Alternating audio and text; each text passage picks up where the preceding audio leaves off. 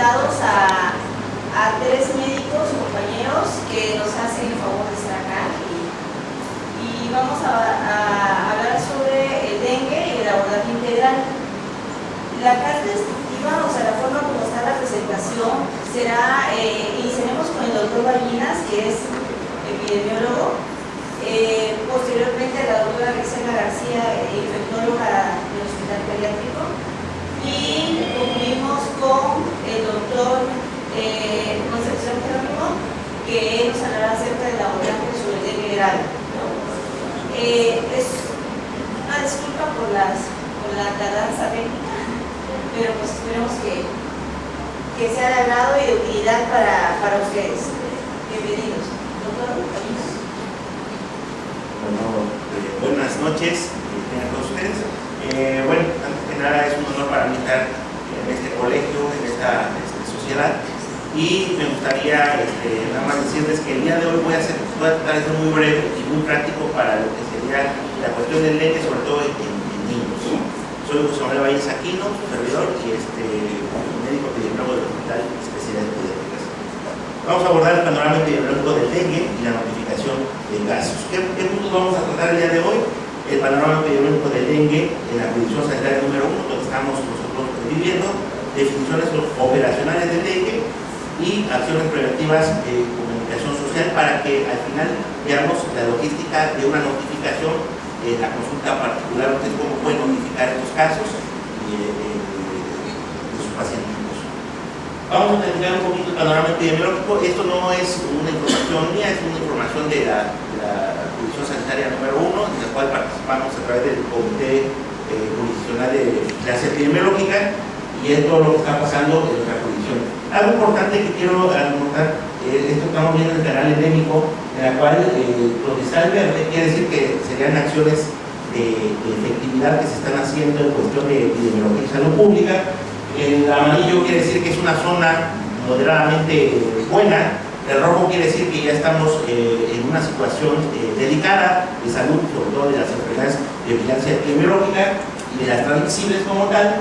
Y algo interesante es que el número de casos que vamos teniendo ahorita en la jurisdicción sanitaria se va muy por arriba de lo que era nuestra zona de alerta como tal.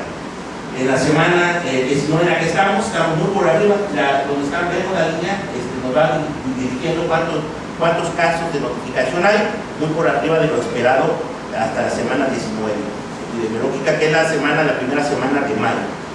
En lo que estamos, este es un canal endémico con proyección. Lo que nosotros en estamos analizando es cómo esperábamos para este año que iban a estar los números de notificaciones, número de casos. Es la raya continua negra, como ustedes ven, y estamos por arriba de lo que estábamos esperando. Estos son los históricos. Vemos el 2009, 2010, 11, 12, 13, 14, 15, 16, 17, 18. Es el comportamiento del dengue. Vemos que cada 3 años hay un pico importante, y en el 2018, el año pasado, nos pegó muy fuerte a todo el sistema de salud. Hubo por arriba de lo esperado en el histórico, y lo alarmante que tenemos ahorita, y por eso son estas pláticas en el sector salud, es que estamos empezando en la semana 19 muy por arriba de lo que hemos tenido en el histórico. Entonces, se prevé que si no se hace nada, tengamos una situación delicada y grave epidemiológicamente. Bueno, a ustedes en la consulta privada y en los hospitales como tal. Vamos a hacer un comparativo a la semana 19, del 2018 al 2019. Casos probables en el 2018 teníamos 151, confirmados en el 2018 a la semana 19 eran 7 casos confirmados. Actualmente en el 2019 tenemos 649 casos probables, y los confirmados son 100. Es algo interesante porque el año pasado era 1 por cada 20, aproximadamente 21 salía positivo. Actualmente están saliendo 1 de cada 6 es positivo, o sea que también eso implica que estamos detectando, los que estamos detectando realmente están saliendo más positivos que en años anteriores. ¿Cuál es la manifestación clínica que está tomando tanto lo que sería el dengue, que lo podemos clasificar como tal, el dengue no grave, dengue con signos de alarma y el dengue grave, que son las tres clases de la clasificación. Entonces, en el caso de dengue confirmados y probables de dengue no grave, vemos que la manifestación clínica, lo que vemos en rojo son los casos confirmados, lo que es azul los casos probables. Vemos que la característica clínica que va a ser el dengue no grave es lo que nos dice la bibliografía, es una fiebre quebrantahuesos, que es mialgias, artralgias, cefalea, fiebre, náuseas, y son como los cuadros clínicos característicos, dolor retroocular y exantema en algunos casos, ¿no? Como tal. Y la diferencia de lo que sería el dengue grave, que es muy importante, ya después platicaría mi amiga Griselda un poquito más acerca de esto, pero como se está manifestando ahorita, es también, como dice, que es el dengue grave, como signo de alarma es fiebre, cefalea, mialgias, y acá es algo importante, el dolor abdominal que tiene el paciente, las náuseas, artralgias, vómito, el exantema no es tan frecuente y el dolor retroocular. Entonces, el cuadro clínico también lo va a platicar el doctor Jerónimo y va a explicar un poquito por qué el dolor abdominal como tal, ¿no? ¿Qué es lo importante acá de acuerdo al grupo de edad? El grupo de edad que más está haciendo los casos es el grupo pediátrico. De hecho, el grupo pediátrico, estamos hablando de edad escolar, de 5 a 14 años, está más del 50% de los casos reportados, de todos los casos. Entonces, eso llega a ser algo importante para este tipo de sociedades y colegios de pediatría. ¿Cuántos se han notificado actualmente? Notificados y confirmados son 100, de los cuales 75 son dengue con signo de alarma, dengues no graves son 8 y lo que sería dengue grave son 17. Algo importante es que casi todos los municipios de la Comisión Sanitaria número 1 tienen casos de dengue, eso es lo que nos tenemos que llevar. Y bueno, entonces en Tuxtla Gutiérrez, ¿qué está pasando? Ya vimos que todos los municipios, bienvenidos a Tuxtla, ciudad tierra de dengue, ¿no? Muy bien. Entonces, no es diferente a lo que es toda la jurisdicción. También aquí tenemos, o muy por arriba, lo que sería la semana 19, muy por arriba de lo que estábamos esperando para el número de casos de dengue. Lo que sería el histórico, igual que presenté hace ratito, vamos a ver que el pico importante fue en el 2018, en el 2009 fue un pico importante, 2018, y nosotros también vamos como ciudad muy por arriba de lo esperado para la semana 19 como tal. Y todavía apenas estamos entrando a la temporada de lluvia, que es lo crítico, ¿no? ¿Cuáles fueron los casos confirmados acumulados en el 2017, 29, en el 2018, 5 de casos confirmados de dengue, y en el 2017, 29, 2018, 5, 2019, 42, y estamos viendo cómo se va lo que sería por las semanas epidemiológicas.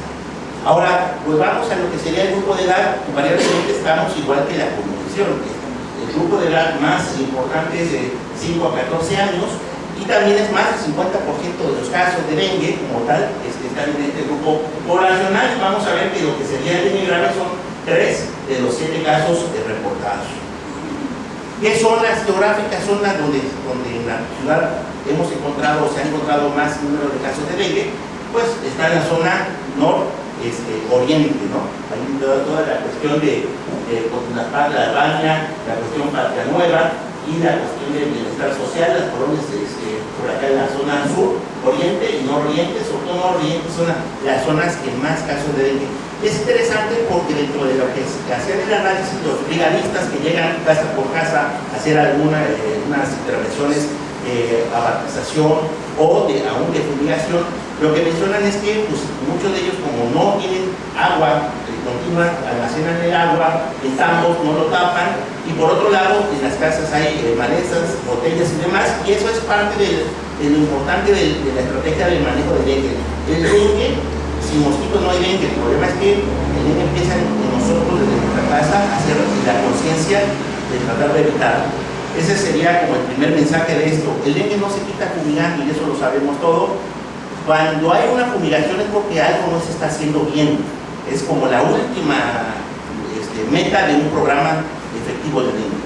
Voy a presentar hasta febrero lo que teníamos en nuestro hospital, porque le voy a dar paso al doctor Jerónimo y a la doctora Grisela que hablen un poquito acerca de cómo nos ha ido con los pacientes, cómo un buen manejo inicial y un buen manejo de dengue grave con las características propias puede ser la diferencia del abordaje del paciente pediátrico. Entonces, tuvimos 5 casos notificados, de los cuales 3 fueron de dengue como tal, 2 aunque estaban con la definición operacional, fueron descartados, salió negativo los resultados, y bueno, el serotipo que nosotros que se diagnosticó a través del laboratorio estatal es el TEN2, y lo interesante de esto es que las guías de estancia hospitalaria fueron en 2 de los casos de 3 días y un caso de 2 días.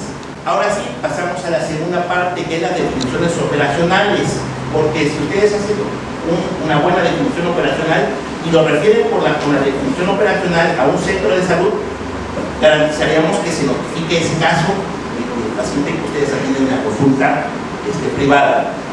Caso de probable dengue no grave es toda persona de cualquier edad que resida o que proceda de una zona endémica en los 14 días previos al inicio de signos y síntomas de una región donde exista la transmisión, y que presente los siguientes síntomas, como son fiebre y 2 o más de los siguientes: náuseas, vómitos, exantema, mialgias, artralgia, cefalea, dolor retroocular, petequias o prueba de torniquete positiva, leucopenia, y en menores de 5 años el único signo a considerar puede ser la fiebre.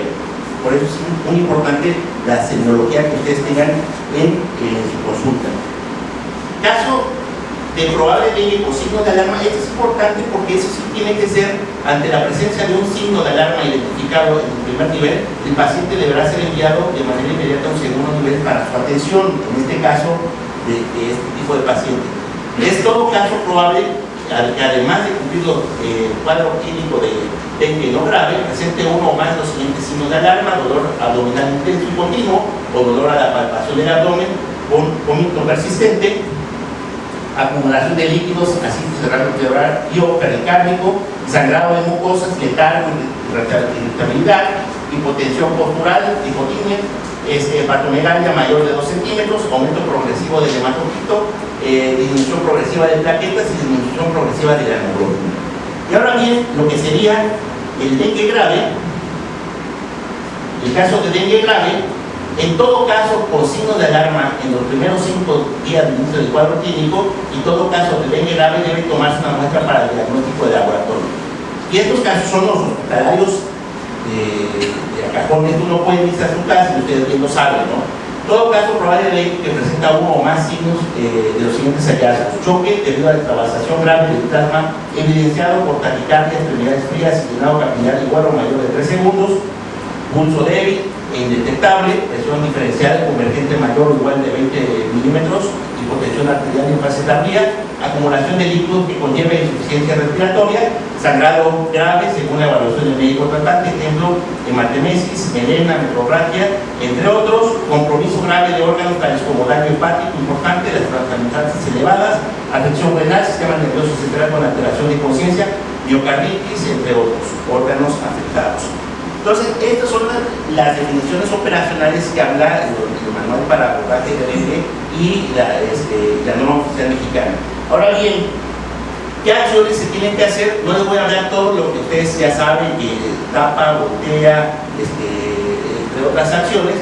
Les paso pues, el comentario. Hay un programa de radio para niños, igual se lo pueden compartir a sus pacientes, que es prevención de dengue a través de esa comunicación que está en YouTube, y hablan acerca de todas las características y todo lo que se puede hacer de manera preventiva desde la casa.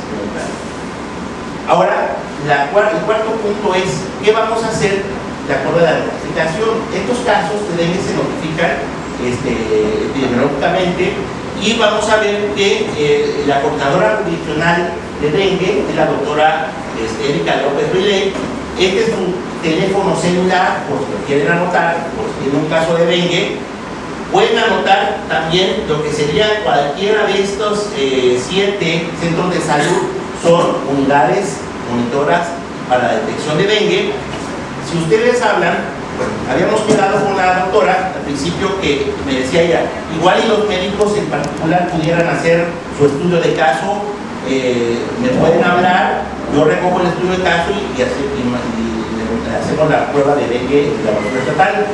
Yo creo que a veces eso es un poquito complicado para la consulta privada, pero por eso está la alternativa de que puedan referir con una recetita o una hoja membretada de ustedes al centro de salud más cercano que tengan.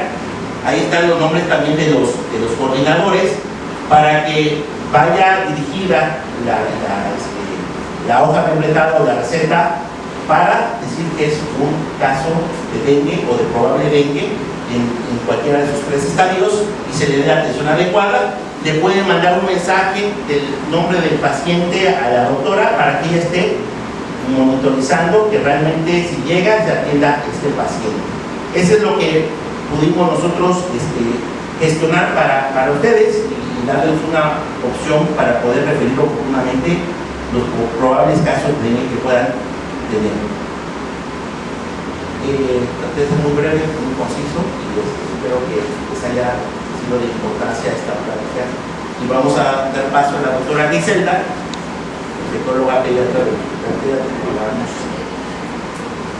para hablar de este tema que a veces decimos ya es algo que vemos todo el tiempo, que ya están las guías, ¿no? Entonces, de repente, el seguir con estos temas la verdad es bien trascendente porque ya vieron ustedes los reportes, ¿no? El año pasado nos fue mal, yo creo que a todos en general, y cuando hablamos nos fue mal, hablamos de los casos graves de dengue, ¿no? Porque todas las tragedias que ahorita presentó en Puerto Gallinas son precisamente los puntos que se reportan.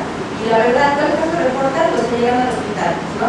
O sea, los casos graves. Y ahí la mayoría de los pacientes que tienen dengue no fue grave, entonces, pues por lo regular no están reportados. Si ustedes se fijaron en las gráficas, los pacientes pediátricos son los que tienen el punto más alto de los casos graves de dengue. Aunque esto se da cada 3 años, o casi siempre hablamos de que estos picos de casos graves son cada 3 años, ahorita la verdad lo que está sucediendo es que parece que este año no va a ser así, ¿no? Parece que este año vamos a ver cómo nos va a ir con dengue, pero no se espera un buen panorama. De tal manera que la OPS de hecho ha dado ya las indicaciones a todos los lugares donde somos endémicos para dengue, que debemos estar pues, los mejores capacitados para poder manejar estos pacientes. De los pacientes que tienen dengue, lo que dice la literatura es que menos del 1% deberían de ser los que se van a un caso grave. Lo que quiere decir es que si al paciente lo detectamos en el momento e intervenimos con la manejo de líquidos de manera adecuada, entonces solo el 1% se nos debería ir a la gravedad. De tal manera que si nosotros empezamos a reportar un incremento en los casos graves, es un indicador de que algo pudiera no estar sucediéndose bien en el primer contacto de ese paciente que inició con un cuadro de dengue. Y bueno, a mí me toca hablar de la parte, yo le voy a hablar un poquito de la fisiopatología del dengue, con la intención de poder entender también por qué unos niños se van a la grave, a la gravedad, por qué otros no. El cuadro clínico y para que se dé el paso al doctor Jerónimo, que es intensivista pediatra, para que se dé el manejo ya en hospitalización. Bueno, entonces ya voy a dar más gráficas de epidemiología, ya las dijo muy bien el doctor Ballinas.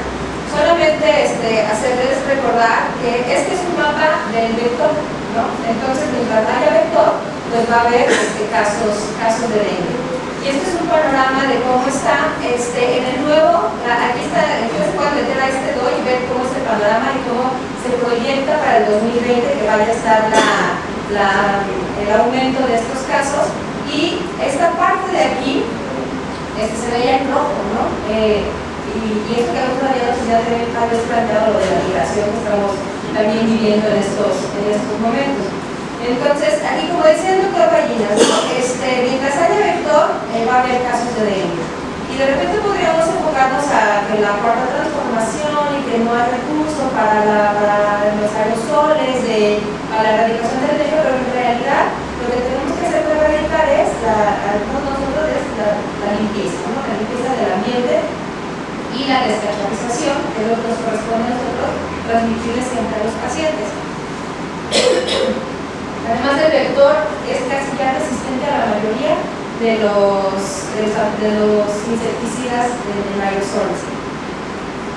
Entonces, yo creo que ustedes conocen toda esta gráfica, de repente cuando se nos olvidó, ¿no? Cuando está pegado el chikungunya, cuando está pegado el Zika, y aquí pone, ¿no? Que es esta gráfica, este cuadro lo ponía para que nosotros pudiésemos identificar cómo poder diferenciar entre cada una de estas, que son las transmitidas por el mismo vector, y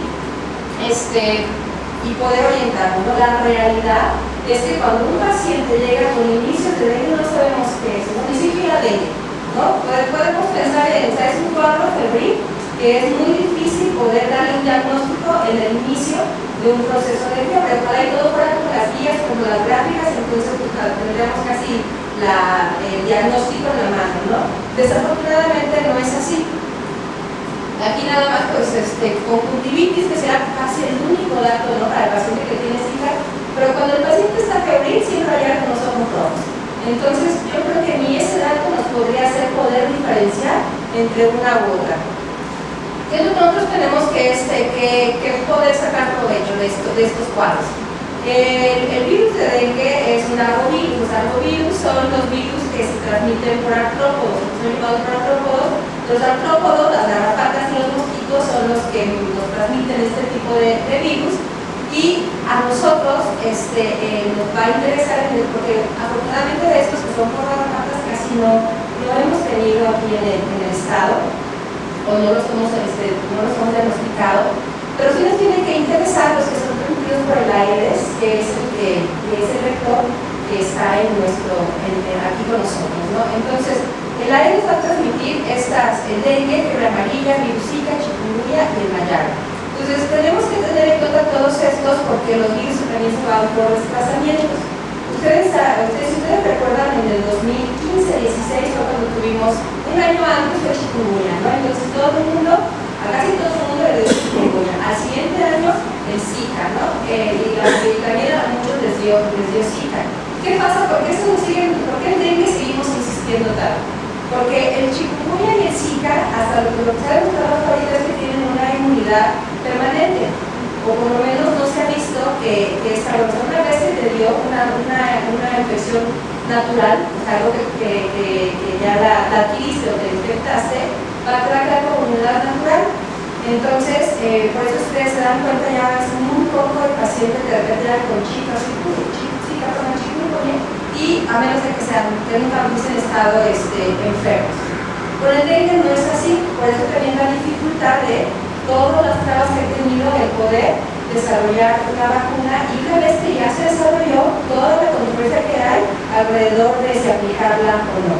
Entonces, ¿qué tenemos que ver? Las enfermedades que van a transmitir los arbovirus, pues son estas, ¿no? Pero de estas, pues obviamente también son graves, sin embargo, no las tenemos todavía por acá, pero ¿qué no tenemos que ser muy puntuales nosotros? En que el dengue y fiebre amarilla son las que nos van a llevar a la gravedad. Entonces, la fiebre hemorrágica la va a ocasionar dengue y fiebre amarilla. De hecho, ahorita el desplazamiento que estamos esperando es el de fiebre amarilla, ojalá y todavía no se han reportado casos en México, pero puede ser que todos vienen de Centroamérica. Entonces, vamos a ver cómo con estas migraciones no empezamos a reportar casos. Todavía México no es uno de los pacientes, uno de los países que sea obligatoria la vacuna de fiebre amarilla, pero hay muchos países en los que se va de ciertos lugares sí que obligan a tener la vacuna de fiebre amarilla. Bueno, vamos a hablar un poquito de la gente, voy a tratar de ser muy rápida por la hora y para darle paso al doctor. La gente, como ya sabemos, es un virus de la familia Clavivirus. Dentro de sus características más importantes es que tiene 10 proteínas estructurales. De estas 3 van a ser las más importantes, que es la E, la M y la COP, que es la de la cápside. Y estas proteínas van a ser las que van a formar están hechas las vacunas. Las vacunas están hechas de este tipo de estas proteínas, principalmente no solas, están conjugadas en vacunas de DNA. El virus es RNA y hay 4 serotipos de este virus. Estas son las proteínas no estructurales culturales. Ustedes recuerdan muy bien la NS1 y la NS5 son las más importantes, y esta es la que nos va a expresar en el inicio de la replicación viral, y es la que nos está sirviendo a nosotros actualmente para el diagnóstico temprano en los primeros 5 días de esta infección. La proteína E también va a tener un papel muy importante porque va a ser la que va a ayudar a la adhesión del virus con las células, que ustedes saben que son los monocitos o los macrófagos, que son la primera célula que enfrenta el virus, y es justamente la célula blanca la que va a estar atacando el virus de dengue. Entonces, en esta diapositiva quisiera explicarles así de manera muy rápida la fisiopatología del dengue. Tenemos que una vez, ustedes ya saben que tiene fases esta enfermedad, una vez que un paciente es picado por un mosquito que está infectado, en el momento que está picado va a empezar la fase de incubación. Esta fase va a llevar desde 3 hasta los 10 días aproximadamente.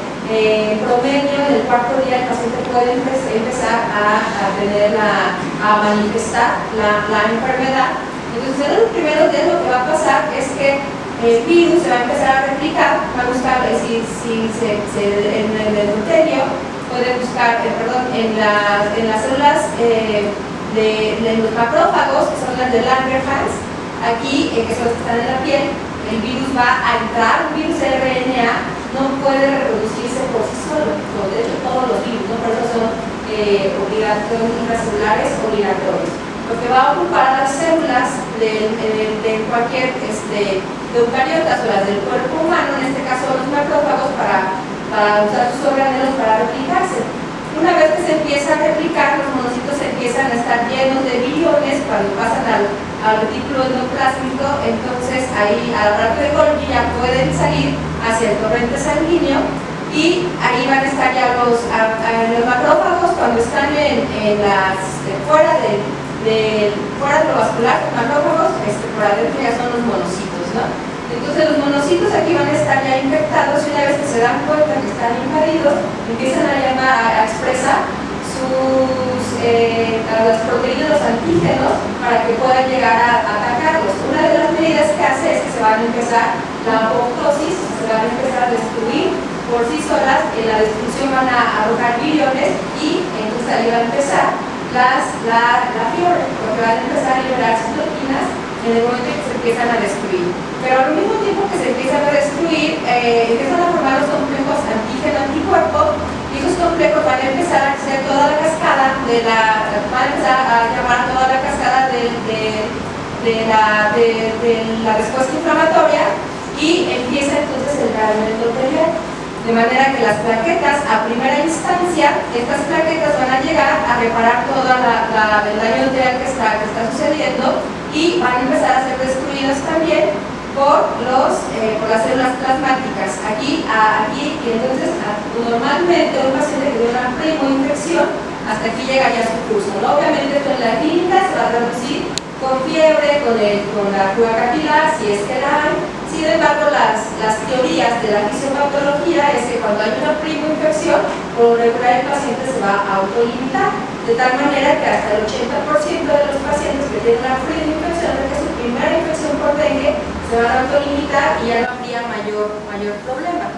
Las teorías de la gravedad son, o por qué un paciente puede llevar a la gravedad, por lo regular se habla de dos teorías. La primera es que puede ser porque el virus por sí solo sea muy violento, y eso ocasione que haya una fuga capilar más exagerada de lo que es esperado. Y casi siempre se relaciona con el virus tipo 2, o el serotipo 2, que si ustedes ven casi siempre los pacientes que se van a la gravedad, el serotipo que se manifiesta o el serotipo que se reporta es el del tipo 2. Y la otra teoría es la de que una primoinfección siempre va a ocasionar una segunda infección mucho más agresiva. Y esto es porque una vez que un paciente tiene el dengue, va a crear anticuerpos. Los anticuerpos esos anticuerpos los van a proteger en un periodo de aproximadamente de 3 y hasta 6 meses para todos los serotipos. Entonces, desde ahí, si tienen un paciente ustedes que tuvo dengue confirmado y en 2 meses empieza otra vez con fiebre, no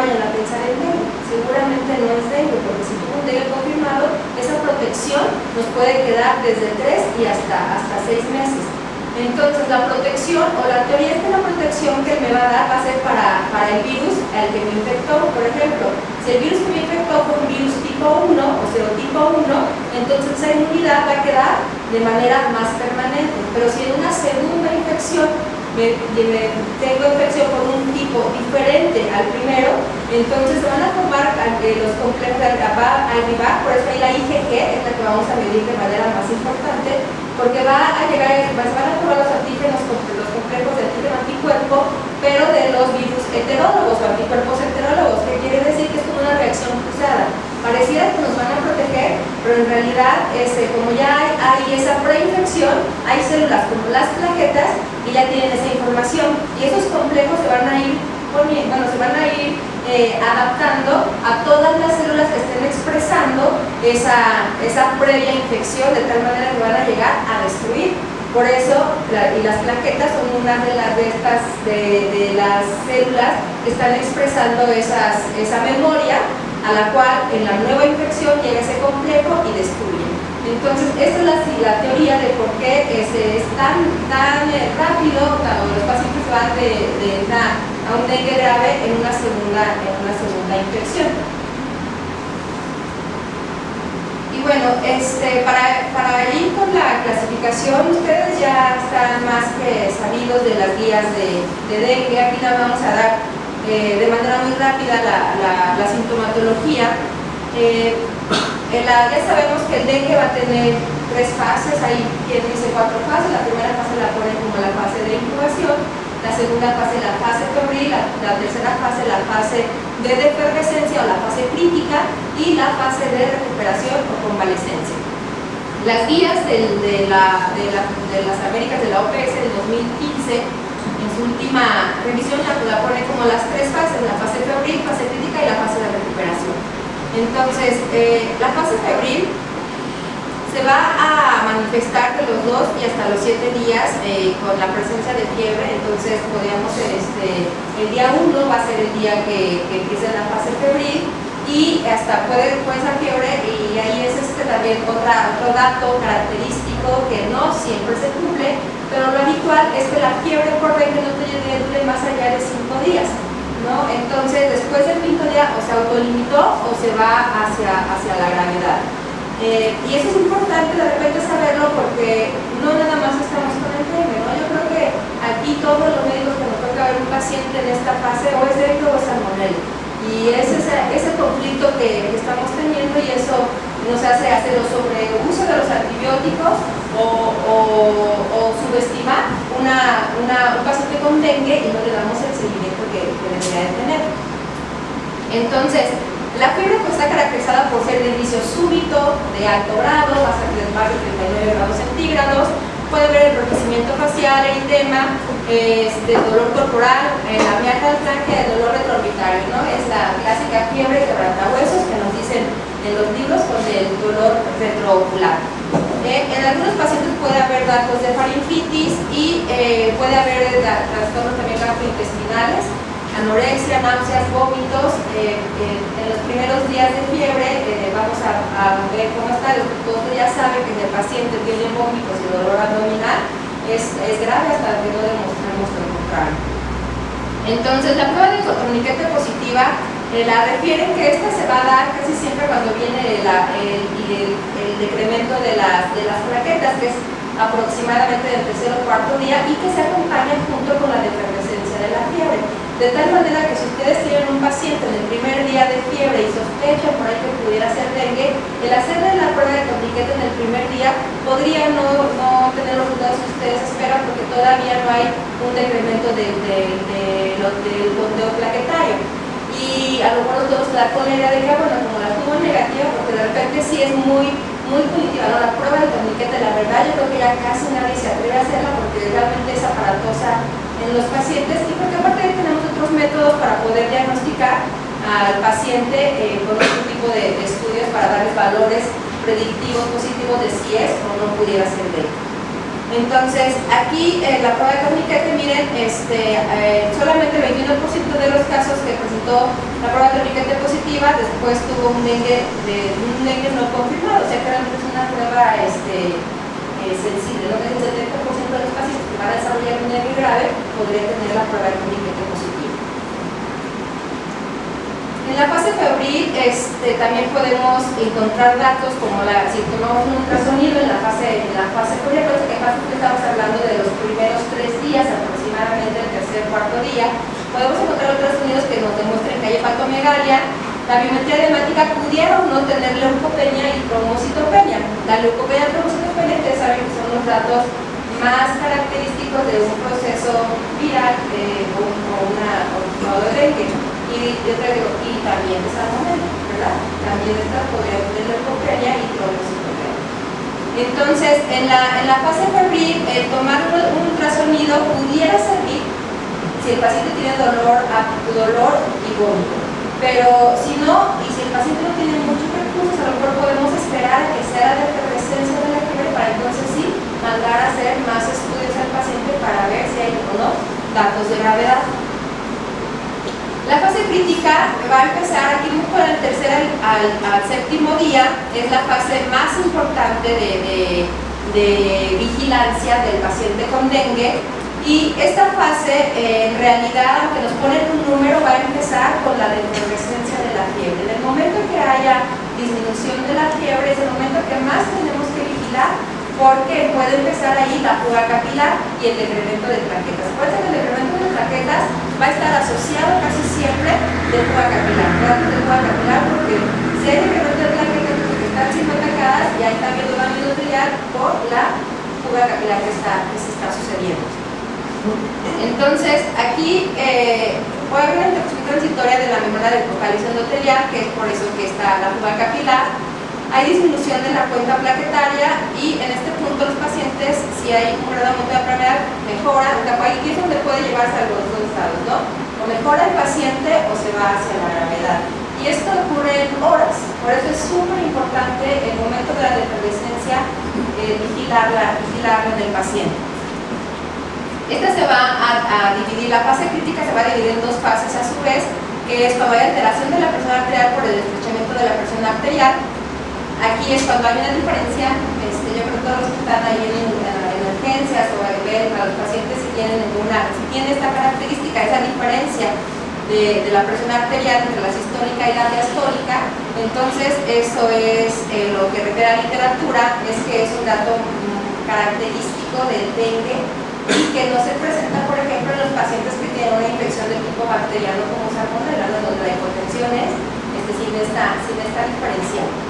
Y la fase de descompensación hemodinámica. Entonces, en esta fase es muy importante el manejo de líquidos que le den al paciente, pero con la monitorización, porque si empezamos a darle líquidos al paciente y le calculamos soluciones para 8 horas, ahí ya perdimos la oportunidad de llevar a una mejoría al paciente, porque entonces la redistribución de los líquidos, que es la siguiente fase y la más difícil, se puede ver alterada y son los pacientes que van a llegar a la gravedad. Entonces los pacientes a los que no se les manejó los líquidos de manera adecuada en esta fase, casi siempre son los que en la fase de convalescencia o redistribución van a tener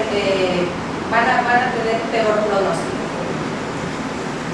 Y los signos de alarma, bueno, ya sabemos que el dolor abdominal es el signo de alarma no es el más importante, sino ni el que esté más, ni el más que se presente más, pero sí es un signo que tenemos que tener bien en cuenta para que si el paciente tiene esto, lo tenemos que dejar hospitalizados. Tenemos que vigilar al paciente. Este es continuar la palpación, ya el doctor nos va a decir también la sintomatología porque es dolor abdominal.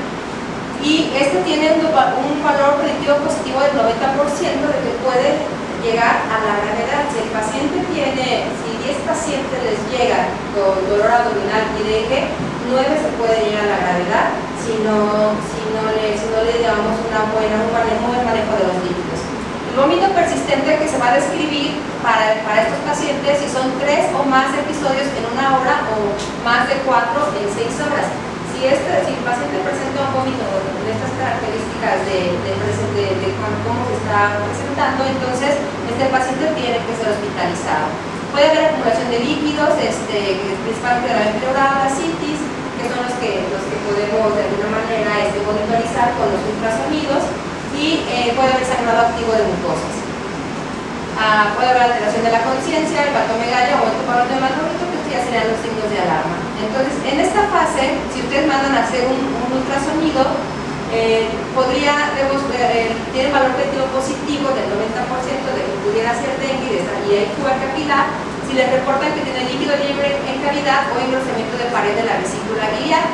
Nosotros lo que hemos observado es que los pacientes casi siempre nos manejan el líquido libre en cavidad, y de los pacientes que se han ingresado, también hemos tenido muchísimos pacientes, yo pienso que ustedes también, tal vez más que nosotros, con salmonela. Entonces, lo que nosotros hemos notado que la diferencia es que la mayoría de los ultrasonidos de los pacientes que tienen fiebre tifoidea, en vez de engrosamiento de pared vesicular, es litiasis, bueno, es lobo biliar, ¿no?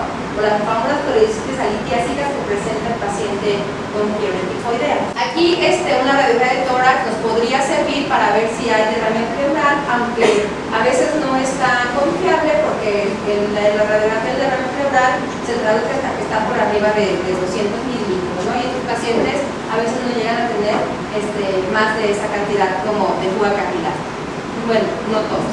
Y la citometría hemática, que aquí nos va a interesar mucho el aumento del hematócrito, por lo que es importante siempre tener las biometrías basales, y la trombocitopenia, que en esta etapa va a ser de un valor más confiable para predecir una gravedad.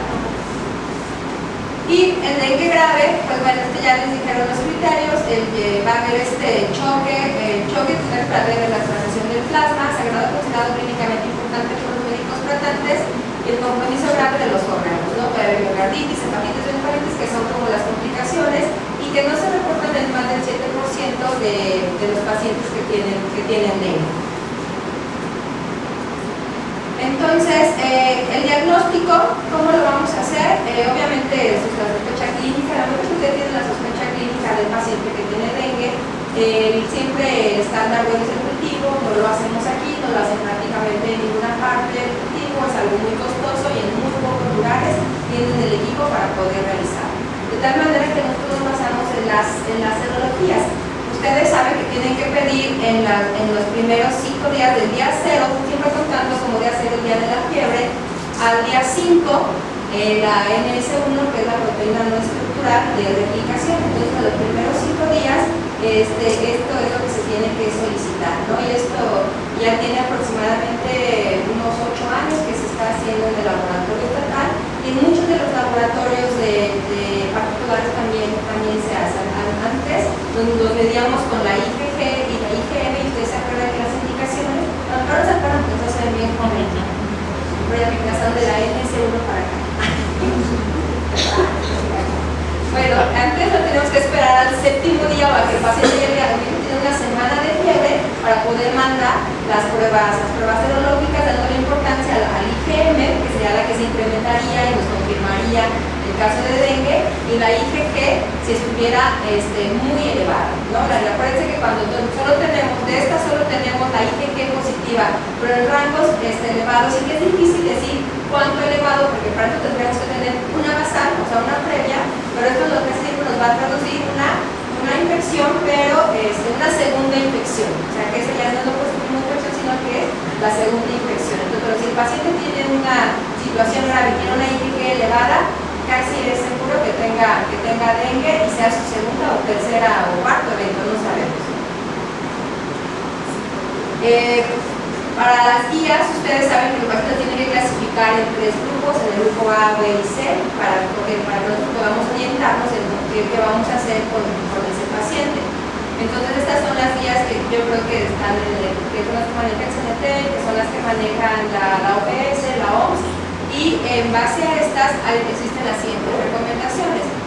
Se hacen 3 grupos de pacientes, en los cuales, bueno, es el grupo A, B y C. El grupo A, entonces gente del grupo A se puede ir a su casa, pero con el compromiso del monitoreo continuo. Ahorita vamos a ver cada cuánto tenemos que verlo.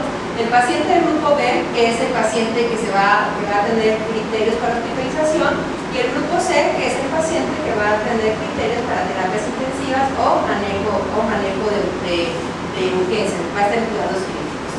Entonces, ya nos hablaba el doctor Ballinas de la importancia de la notificación para que haya un reporte epidemiológico. Entonces, aquí lo que tenemos que saber es que todo paciente que esté en el grupo C es de manera obligatoria que lo tenemos que reportar. En el hospital, en el laboratorio estatal, hacen las pruebas de lo que ustedes mandan, le hacen el CORREN, la PCR para dengue, chikungunya y zika, y casi a todos los pacientes que se mandan, pero siempre dan prioridad a los pacientes que ustedes ponen como graves o que están hospitalizados, con la intención de regresarles el reporte de que es el tipo fue. Y eso nos sirve como comunidad, porque entonces sabemos más o menos cuál es el que está circulando y cuál es el que está llevando a la gravedad a nuestros pacientes. Entonces, si el grupo A yo lo clasifico como el grupo A, que tiene que tener este paciente, pues uno que tolera adecuadamente la vía oral, ¿no? O sea, si estoy pensando que es dengue, tiene fiebre, está en un sitio endémico, probablemente haya más casos alrededor de su colonia o de su comunidad. Aquí pues todo, ¿verdad? Tenemos el riesgo, pero si el paciente tolera la vía oral, estamos seguros que está orinando por lo menos una vez cada 6 horas, no tiene datos de gravedad y sobre todo que esté en el tercer o cuarto día del proceso de fiebre, tiene un hematocrito estable y no tiene condiciones asociadas, o sea, no hay ninguna comorbilidad de ese paciente, se puede ir a su casa. Las guías recomiendan que ese paciente se tiene que estar vigilando cada 24 horas. El determinar si o no tomarle una biometría hemática cada 24 horas ya va a ser dependiendo de la clínica, como ustedes estén viendo ese paciente en los días subsecuentes. Las guías dicen que sí, cada 24 horas. Sin embargo, aquí sabemos que a veces eso no es posible por la lejanía que pudiera haber entre el paciente y un centro de salud. Entonces, ahí lo que ponen es que hay que considerar si puede ser cada 24 o incluso cada 48 horas. Si el paciente está en el momento de la efervescencia de la fiebre, no lo dejen cada 48 horas, veanlo cada 24 horas si no tiene criterios para hospitalizarse.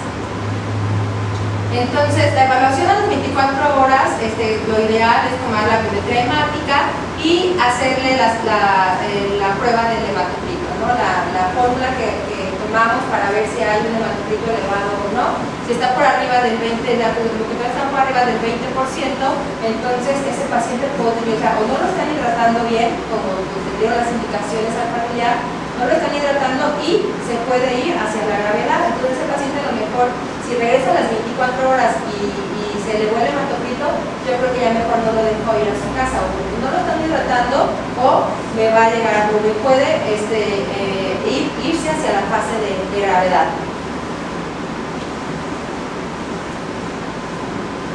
Entonces, si yo decido mandar al paciente a su casa, ¿qué son las indicaciones que le voy a dar? Obviamente reposo absoluto, aunque sus plaquetas estén normales, pues si ustedes le hacen el conteo.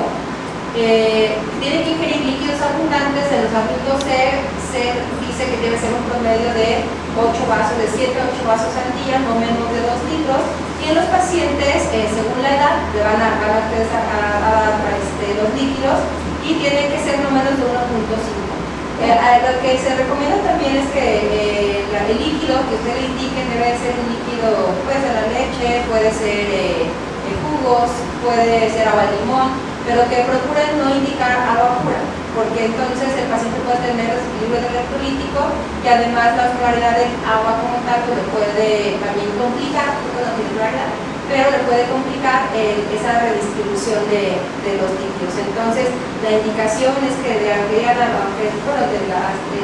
canela con limón, ¿no? Pero es lo que yo veo en los chats que siempre recomiendan las mamás, pues aunque sea ese si tiene azúcar, ¿no? El chiste es que tenga algo de osmolaridad de esos líquidos que va a tomar y sobre todo electrolitos. Si le queremos dar líquidos de calidad, tenemos que dar electrolitos orales a los pacientes. Entonces, a todo paciente que ustedes vean con fiebre, sea o no sea dengue, lo que tienen que hacer es hidratarlo con líquidos de calidad y eso sin duda va a mejorar la patología que tenga, independientemente si es bacteriano o si es viral, pero en estos pacientes con mucho más razón.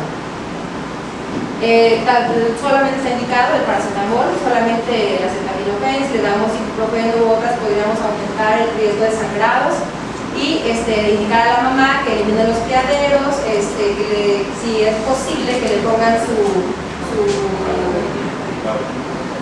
cama de princesa, le decimos nosotros en el hospital, pero es el pabellón. El pabellón debe estar indicado desde el inicio de la fiebre y hasta el 7º día, sea en su casa, sea en el hospital. O sea, si el paciente ingresa con dengue, no se va a quedar todo el tiempo que esté hospitalizado con el pabellón, sino hasta el 7º día, una vez que inició la fiebre.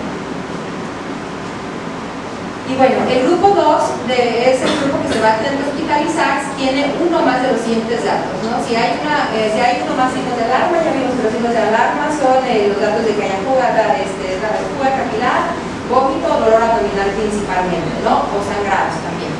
Si hay condiciones coexistentes como obesidad, embarazo, lactante, anciano, diabetes o inmunocompromiso en los pacientes, se deben de hospitalizar. Si tiene un riesgo social también, si vive lejos, si vive solo, si los cuidadores no son confiables, entonces también tenemos que considerar la posibilidad de ese paciente poder monitorizarlo nosotros.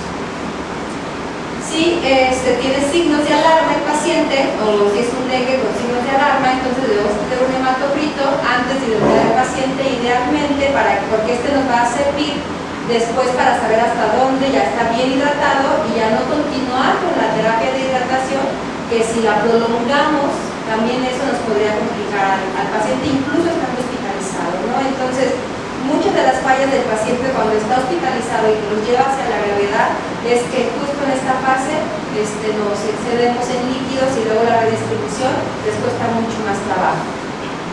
Entonces aquí, bueno, es como se recomienda, es el paciente se debe iniciar con 10 mililitros por kilo por hora y pasarlas en 1 a 2 horas y a las 2 horas revalorar, ¿no? Después 5 a 7 mililitros por kilo por hora y de 2 a 4 horas y ir distribuyendo. Cada vez que nosotros tengamos un plan de hidratación, tenemos que ir revisando al paciente. Se tiene que cumplir, ¿no? De tal manera que nos va a llevar aproximadamente 6 horas. A las 6 horas tenemos que revisar al paciente, es casi como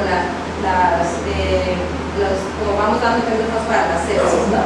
Que si el paciente obviamente después de esas 6 horas está congestivo, si está mal, entonces o paramos o lo llevamos ya hacia una disminución de líquidos, o el paciente puede estar dando la otra cara, ¿no? Estarse yendo hacia la gravedad. Entonces aquí es muy importante estar evaluando al paciente conforme le estemos pasando los líquidos. Entonces la mejoría del paciente va a estar indicada si desaparecen progresivamente los signos de alarma, si hay remisión de la sintomatología, si los signos vitales están estables, si aumenta la diuresis y ya está normal, si hay disminución del hematócrito por debajo del valor en un paciente estable, una buena tolerancia a la vía oral y recuperación del apetito. Este paciente nos puede ir a plan A y si la cuenta de plaquetas está por arriba de 50.000, si es que disminuyeron, poder mandar a su casa. Y el grupo C, bueno, pues ya aquí ya no voy a, se lo voy a dejar al doctor Jerónimo, pero sí me gustaría hablarles antes de continuar con el doctor, no sé si quieren continuar con la vacuna para el dengue, sobre todo porque es una vacuna que en México está autorizada desde el 2015 y incluso se ha aplicado, ¿no? En México es el único país en el mundo que la autorizó antes de que terminara la fase 3 de investigación. Seguramente por ahí algunos ya la han aplicado, la han indicado y todavía está como controversial la indicación, aunque ya actualmente están los lineamientos de la COFEPRIS, los lineamientos de seguridad. E incluso la vacuna ya está en la norma oficial número 36, que es la que nos da la vacunación, como que ya se puede aplicar, ¿no? Bueno, entonces las vacunas de dengue, en realidad hay 11 vacunas que han estado en protocolo de estudio. De esas, las que han sido más avanzadas han sido 5, y de esas 5, la única que ha llegado a llegar a la fase 3 es la vacuna CID-TDB, y comercialmente la conocemos como Denvax, es de Sanofi Pasteur, que es la única vacuna que hasta el momento está autorizada para poder ser aplicada. La FDA dio el aval de la vacuna a 1 de mayo de 2019, o sea, apenas apenas este mes. Antes de esto, de manera comercial, no se había indicado en Estados Unidos. Los protocolos que se han hecho no se hicieron en Estados Unidos, pero la FDA ya dio su aval, ¿no? Entonces, esta es una vacuna que aquí tenemos todas las vacunas que están en proyecto. Estas son las de los diferentes laboratorios. Y esta es la única hasta el momento que está autorizada y que es una vacuna de virus atenuada, quimérica. Quimérica quiere decir porque está hecha con proteínas de fiebre amarilla con dengue. Hicieron unas proteínas DNA recombinante para que pueda producirse la inmunogenicidad. Pero solamente fue para dengue, no para fiebre amarilla. Entonces, de esta vacuna se hicieron en la fase 3. Ustedes saben que la fase 3 de los estudios experimentales, los estudios experimentales son los únicos que requieren fase 1, fase 2, fase 3, porque son los que van a ser probados y en los medicamentos o biológicos que van a ser probados en humanos. Entonces la fase 3 implica que ya está avalada, que es por animales, y aquí empieza la aplicación en el grupo para el que está hecho este tipo de medicamentos, ¿no? En este caso, la fase 3 la aplicaron en los pacientes en donde el dengue es endémico. Se hicieron dos brazos de estos estudios, que es el 14, que se hizo en Asia, y el 15, que se hizo en Centroamérica. Aquí, miren, México participó. Me parece que fue Mérida quien ha estado siguiendo a los pacientes de la aplicación de esta vacuna. Entonces, en esta fase, del 2015, miren, esta vacuna todavía estaba en fase 3 de investigación, pero en México le dio el registro y se empezaron de manera comercial a aplicar las vacunas. La indicación es ¿cómo se dio aquí? Es para pacientes que tuvieran 9 a 45 años y que fueran residentes de zonas endémicas. Entonces, ya vimos que la vacuna está elaborada con los 4 serotipos, es recombinada de virus quiméricos y ahorita vamos a ver. Bueno, entonces, en el 2015 se dio este aval por México para la aplicación. Y en el 2016, bueno, al final del 2015, diciembre del 2015, pero fue aceptado en 2016, hubo un grupo de expertos que se propuso no como oposición, sino como unas recomendaciones para que se diera la decisión de haber introducido esa vacuna ya de manera comercial en México. Aquí está este es el artículo que se publicó en la OMS. Entonces, aquí estas son las personas que siempre están en el INDE, todas las de salud pública, y fueron de alguna manera los que cooperaron en esos estudios. Entonces, su oposición fue a la par que cuando estaban haciendo el estudio, aquí en el brazo de Tailandia y Asia, la vacuna fue aplicada en pacientes de 2 y hasta 16 años. En el brazo de Centroamérica fue aplicada en pacientes de 9 a 16 años. En este brazo de aquí empezaron a ver en el 2015 en Indonesia, empezaron a ver que tenían un incremento significativo de los pacientes menores de 9 años con dengue grave. O sea que ellos estaban reportando una tasa aproximadamente de 1.3 cada año de ingreso de pacientes con dengue grave, y posterior a la vacuna estaban reportando una tasa de hasta el 7%. Entonces esto ya les llamó la atención y quitaron esa indicación y ya no aplicaron a los niños de menores de 9 años. Entonces ahí como que hicieron una pausa en los estudios para poder revalorar qué estaba pasando con la vacuna, y las conclusiones de estos estudios fue, una vez que hubo este grupo que se propuso porque tenían que tomar decisiones locales y las consecuencias globales, ellos reportaron que la eficacia de esta vacuna a los 2 años, en el grupo estos son de los 2 grupos que se estudiaron, de 9 a 16 años fue del 81.9% de los pacientes que estaban previamente seropositivos. O sea, todos los pacientes que habían tenido una infección previa, la eficacia fue de 81.9%. y los que no habían tenido una infección previa fue del 52%, de 9 a 16 años. Entonces, aquí, ¿qué podemos decir? Que los pacientes que ya tenían una infección previa realmente sí crearon una inmunidad eficaz para poder disminuir los eventos de dengue. Pero los pacientes de 2 a 9 años sí eran seropositivos 70%, pero si no habían tenido nunca la infección fue del 14%. Entonces, esto no era estadísticamente significativo y por eso ya no, la recomendación no es para pacientes menores de 9 años, porque corremos el riesgo de que nunca hayan tenido dengue y esa va a ser como sufriendo infección y la vacuna, en vez de protegerlos, la siguiente ocasión que les dé un dengue puede llevarlos hacia la gravedad.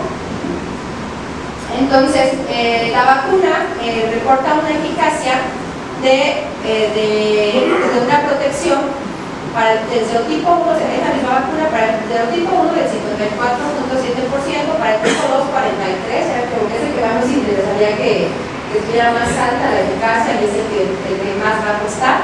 Para el 3, 71.6% y para el 4, 76.9%, ¿no? Esta es la protección después de las 3 dosis y a los 25 meses de haber aplicado la última dosis de los pacientes. Entonces, ellos concluyen que a los pacientes mayores de 9 años tiene una eficacia de 65.10%, pero los menores, de manera global, en los dos estudios, tenían una eficacia de 43%, por lo cual la recomendación no es para los niños que sean menores de 9 años. Después de que hubo estos artículos que ellos lo que ponían es que lo que ellos argumentaban es que para que la aplicación de la vacuna sea considerada como de manera ya nacional y de repartición comercial, es que tiene que haber un excelente seguimiento de estos pacientes, que es algo que no sucede muchas veces en México, y además también a la par de que se disminuya el vector. Entonces, de tal manera que ellos ya ponen los lineamientos y que todos los pueden ver, estos son del 2017, en el que se van a reportar o se pueden hacer las indicaciones para vacunar, que solamente en aquellos lugares donde se demuestre epidemiológicamente que la mitad de la población es seropositiva. O sea que la mitad de la población ya haya tenido la infección, y para esto necesitamos estudios epidemiológicos para poder determinar si somos un área, que seguramente sí lo somos, para poder aplicar la vacuna. Y ahorita actualmente la indicación, si te gusta la norma oficial va a decir de los 9 a los 45 años, pero en los lineamientos 2017 la indicación para la aplicación de la vacuna se reduce al grupo de pacientes de entre 9 y 16 años, porque los que tenían más de 16 años tampoco demostraron que mejorara su eficacia, que mejorara la disminución de eventos de dengue. Entonces, donde realmente está comprobado que la vacuna puede tener una eficacia es en el grupo de pacientes de 9 a 16 años. Son 3 dosis, 0, 6 y 12 meses de subcutánea, se aplican en el brazo izquierdo, en la región deltoidea. Pueden tener los aspectos adversos como de un dengue leve, pero casi no se han reportado casos de gravedad. Y aquí están las recomendaciones que hace la FDA, que es la del 1 de mayo, de la aplicación de la vacuna. Estas son las que reportan de la COFEPRIS, en donde ponen las serologías. Aquí están, ustedes pueden ver cuál es la eficacia que tienen. Esta es COFEPRIS junto con Sanofi Pasteur, entonces está totalmente recomendada en esta literatura la vacuna. De tal manera que las recomendaciones internacionales para la vacuna es la aplicación en personas de 9 a 16 años de edad, siempre y cuando hayan tenido una prueba confirmatoria de una infección previa. Entonces tienen que tener serología de que el paciente tuvo ya una infección previa para que con seguridad ustedes puedan aplicarle la vacuna. Esto no lo dicen los lineamientos de México, pero lo dicen los de la FDA, que se acaban de publicar. Entonces creo que es algo que tendríamos que considerar para vacunar a nuestros pacientes. Son 3 dosis, dividen zona endémica, y lo que se recomienda es que el seguimiento tiene que dar un seguimiento de pacientes que reciban la vacuna de 4 años, o sea, para ver si realmente disminuyó sus eventos de hospitalización o no por dengue. Entonces, hay mucha literatura de la vacuna. La verdad es que venir y poder decirles aplíquenla, es recomendable, no recomendable, todavía está muy controversial. Creo que ahí cada tomar los artículos que se han propuesto a favor y contra. La mayoría ya están a favor, pero bajo estas indicaciones, pero sí sería, no está complicada, no sé que no se debe aplicar, pero sí tienen que darle un seguimiento a sus pacientes para ver si realmente fue eficaz, y solamente en este grupo de edad, ¿no? De los 9 a los 16 años, no es porque sean mayor la gravedad, no es la gravedad del paciente que es en el menor de 9 años, pero es porque es donde se ha demostrado que realmente crea una inmunidad a la vacuna. Creo que es todo, ya. Igualmente, muy agradecido con la Sociedad Atlética Chipaneca por la invitación, y bueno, espero que esta presentación, pues, después de todo lo que han comentado mis colegas, pues sea de utilidad para todos ustedes, ¿sí? Bueno, vamos a empezar. Los objetivos que persigo con esta presentación es que tengamos un reconocimiento del dengue grave, que se vean los conceptos fisiopatológicos de choque por dengue, el manejo adecuado del dengue grave y el choque, y la vigilancia estrecha de las complicaciones. Bien, como ya lo han dicho con anterioridad mis compañeros, pues tenemos lo que son los pródromos, la fase de concentración, la fase LIC y la fase fuga que presenta un paciente, ¿no? Entonces, precisamente en esta fase y en esta fase de la fuga y posfuga es donde nos vamos a centrar en este caso, ¿sí? Pues los periodos que ya habíamos visto con anterioridad, ¿sí?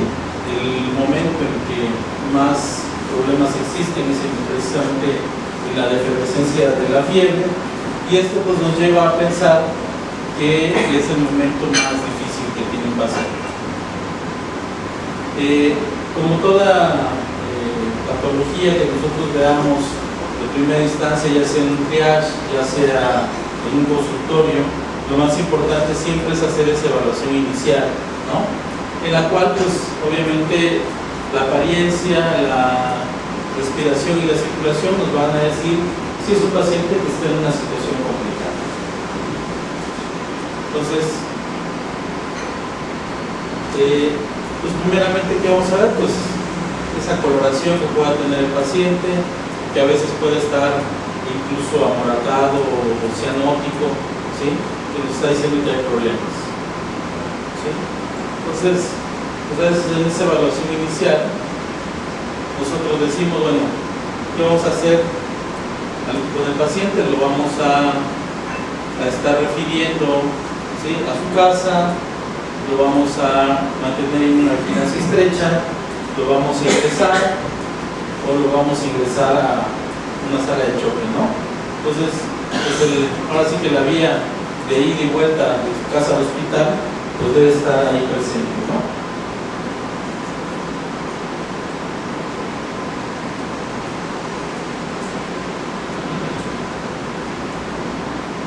Bien.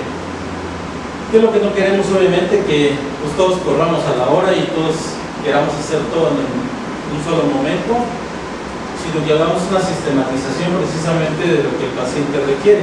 Para esto, pues, las mismas guías del PALS y obviamente las guías de actuación de un protocolo de urgencias para precisamente poder manejar en esa evaluación primaria pues, la vía aérea, la respiración, la circulación, ¿sí? El déficit neurológico que pueda tener el paciente por la hipoperfusión ocasionada por ese choque, y obviamente un examen físico que nos pueda aportar datos con los cuales podamos hacer intervenciones adecuadas con estos pacientes. Y obviamente si tenemos una hoja de registro donde podamos llevar todo esto, pues es mucho más adecuado, ¿no? Que podamos saber que hay factores sinotrópicos negativos que pueden estar afectando a este paciente y que son importantes de ir corrigiendo en un momento dado, ¿no? ¿Sí? Pues estos son los más importantes, los que ya conocen muchos, que son las H y las T, ¿no? Principalmente las que más nos interesan en estos casos de pacientes que están con un problema séptico son las H principalmente, ¿no?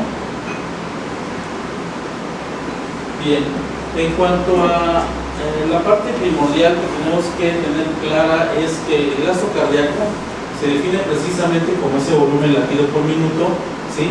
O el volumen latido por la frecuencia cardíaca, ¿no?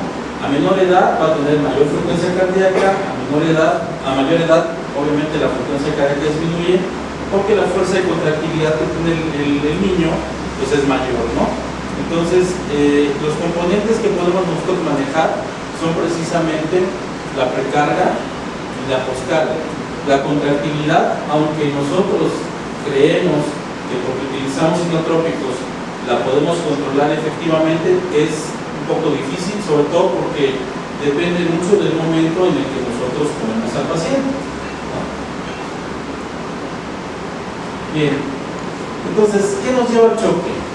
Sí, hay tres situaciones que son muy importantes de tomar en cuenta. El choque puede ocurrir porque hay una fuga capilar, que sería lo más leve que puede existir, ¿sí? Y esto pues nos va a manifestar con un edema, con anasarca, ¿sí? La otra vendría siendo la falla cardíaca, ¿sí? Y en la falla cardíaca pues el paciente puede tener taquicardia, puede tener hipotensión, puede tener galope, ¿sí? Y la otra es la lesión endotelial. Están interrelacionadas y generalmente si no nos damos cuenta de esta o no mejoramos esta, nos va a llevar a esta fase o la que no queremos, que es la lesión endotelial. Entonces, en la primera, pues muchas veces hay factores predisponentes que están actuando sobre el paciente, como es la desnutrición, principalmente el kwashiorkor, porque eso nos va a condicionar una hiperluminemia. En el caso de la falla cardíaca, porque el bajo gasto cardíaco que pueda presentar el paciente también se va a relacionar con hipoxia o con esa hipoperfusión que pueda presentar el paciente. Y al final también puede ocasionar una hipertensión pulmonar que agrava sobre todo la falla cardíaca derecha, ¿sí? Los mediadores pro y antiinflamatorios principalmente son los que más van a dar problema en la lesión endotelial, ¿sí? ¿Y cómo lo va a manifestar? Principalmente en el caso de la fuga, con una disminución de la presión coelosmótica y un aumento de la presión hidrostática, ¿sí? En el caso de la falla cardíaca, pues vamos a tener pues, hepatomegalia, vamos a tener ascitis, todo lo que es fuga a tercer espacio, ¿sí? Y finalmente, en el caso de la lesión endotelial, pues la respuesta inflamatoria sistémica, la sepsis, el síndrome de disfunción orgánica múltiple y finalmente la falla orgánica, que es la que en un momento dado va a ser irreversible. Bien, algunas acotaciones importantes son que el lado derecho del corazón tolera bien el volumen, pero no tolera la presión, y el lado izquierdo tolera mejor la presión, pero no tolera bien el volumen. Entonces, el lado derecho, que es el primero que se afecta, siempre va a estar desbalanceado cuando ocurre una sobrecarga de presión, principalmente porque hay aumento de la presión arterial pulmonar. Y en el caso del lado izquierdo, el paciente lo que va a manifestar es una sobrecarga de volumen que lo puede llevar a un edema pulmonar. Bien. En el caso del dengue, la situación primordial que ocurre, y eso es algo que ya había comentado ambos colegas, es el hecho de que el paciente presenta una tensión arterial diferencial muy cercana, y esto está dado porque el paciente tiende a tener hipodinamia, ¿sí? Y como vemos, la hipodinamia, el problema está en que las resistencias vasculares van a estar incrementadas, o sea, por eso el paciente va a estar pálido, va a estar frío, va a estar marmóreo, ¿sí? Y la contractilidad va a estar disminuida. Entonces, este es el estado que guarda casi todos los pacientes que tienen dengue, ¿sí? A diferencia, como decía la doctora Griselda, del paciente que tiene una hiperdinamia, como es el caso de un paciente con fiebre tifoidea, ¿sí? En este caso es todo lo contrario, ¿no? Aquí el paciente va a estar rubicundo, va a estar caliente, va a estar con los pulsos saltones, ¿sí? Puede tener el llamado capilar retardado, pero más bien lo tiene en flash, ¿sí? Y aquí la diferencia es que la contractilidad generalmente no está tan afectada. Tiene buena contractilidad, pero lo que tiene es una vasodilatación por disminución de las resistencias vasculares, ¿sí? Entonces, en este caso, pues el paciente lo que requiere son vasopresoras. Bien. La monitorización clínica pues obviamente es muy importante. Cuando hablamos de esto, pues decimos, bueno, si lo tenemos en el hospital, pues qué bueno, ¿no? Pero no siempre tenemos todo lo que necesitamos. Entonces, la cuestión clínica es muy importante. Por eso la evaluación inicial y la evaluación primaria son básicas para estar haciendo una monitorización constante de ese paciente para saber si efectivamente pues, estamos logrando las metas que nos estamos proponiendo, ¿no?, con el paciente. ¿Sí? Este punto es fundamental. Algo que todos tenemos que estar evaluando es cuánto ingresamos, cuánto egresamos. Y es muy objetivo. Cuando ponemos que si las pérdidas insensibles porque se tuvo una hora de fiebre, porque tuvo por ahí alimentación, porque tuvo alguna evacuación, alguna otra situación, perdemos un poquito de vista lo que el paciente está teniendo en este balance que muchas veces se complica porque si nosotros no estamos obteniendo una uresis adecuada, ¿cuánto sería una uresis adecuada para un paciente? Aproximadamente arriba de 1 mililitro por kilo por hora, o lo que es lo mismo en pacientes que los volvimos por metro cuadrado, 30 mililitros por metro cuadrado por hora, ¿no?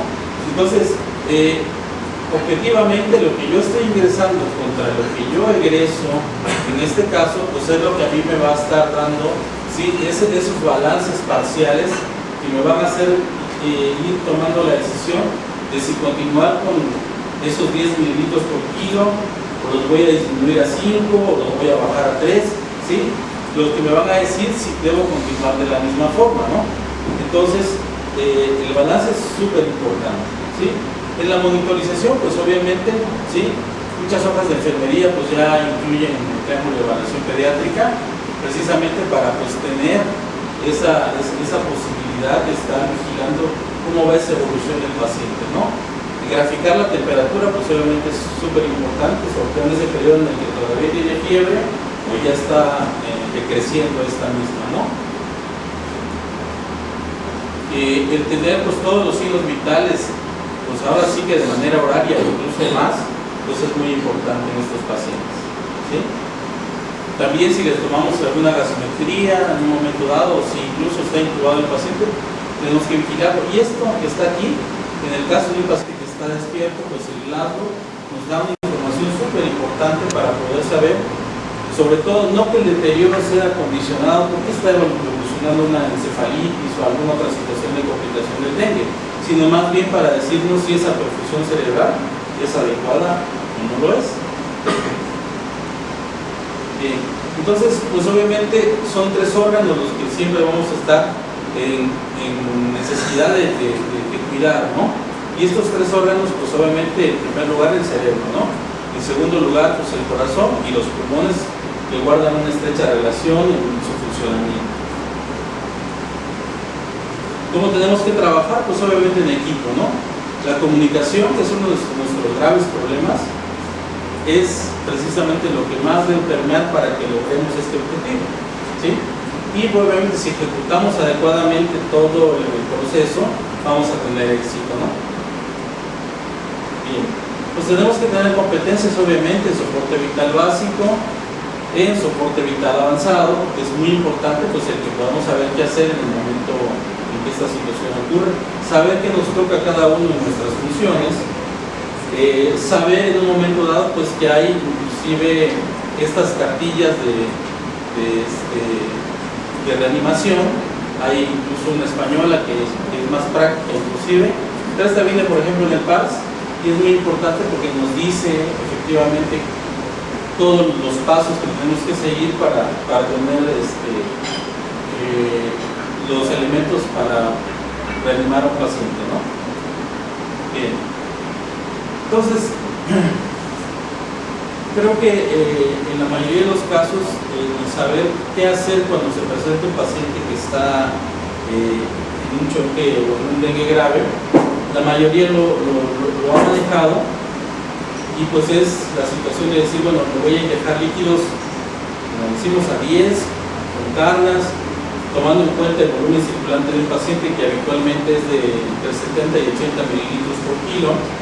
Y en base a eso, pues yo voy a planear cuánto volumen voy a darle y en cuánto tiempo, logrando con esto la recuperación de ese volumen circulante y posteriormente la rehidratación del paciente, ¿sí?